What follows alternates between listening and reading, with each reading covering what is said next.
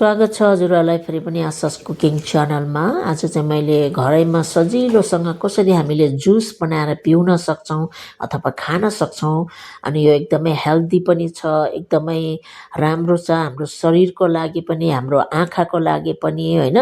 अनि तपाईँहरूले पनि घरमा यसरी बनाएर पिउन सक्नुहुन्छ र बिना चिनीको है, चिनी नहालिकन, अनि एकदमै टेस्टी, एकदमै राम्रो, अनि एकदमै घरमा सफासँग हामीले बनाएर पिउन सक्छौँ है। अनि यहाँनिर मैले गाजर लिएको छु 500 अथवा 600 ग्राम अथवा आधा किलोभन्दा माथि हो। अनि दुईवटा स्याउ पनि लिएको छु। अनि गाजरले चाहिँ हाम्रो लागि एकदमै राम्रो भन्छ आँखाको लागि, अनि त्यही भएर चपाउनलाई अल्छी लाग्छ भनेदेखि हामीले यसरी जुस बनाएर पिउन सक्छौँ है घरमा।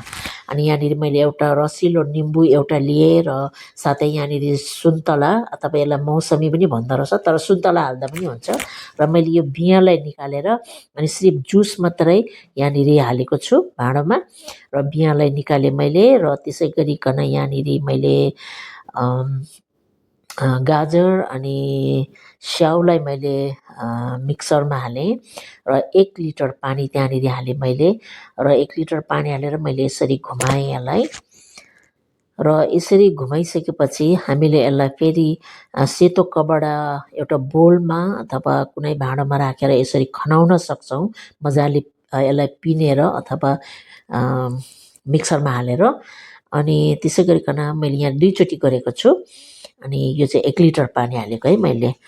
अनि यहाँनिर यसरी हामीले हालिसकेपछि यसलाई चाहिँ मजाले हामीले निचार्न सक्छौँ। घरमा सेतो कपडा यस्तो प्रशस्तै मात्रामा हुन्छ, कचोटि सलहरू हुन्छ होइन, दिदीबहिनीहरूले ओढ्ने सल छैन भनेदेखि त्यो पनि हाल्न सक्छौँ, अथवा हामीले यो सुतीको कपडा किनेर अलिकति यसरी जुस बनाउनका लागि ल्याउन सक्छौँ। अनि यहाँनिर मैले यसरी निचारेँ यो जुन जुसलाई चाहिँ, अनि मजाले यसरी होइन निचार्ने, र यसरी एकदमै फ्रेस ताजा जुस चाहिँ यसरी निस्किन्छ र हामीले घरैमा मजाले पिउन सक्छौँ यो जुस चाहिँ।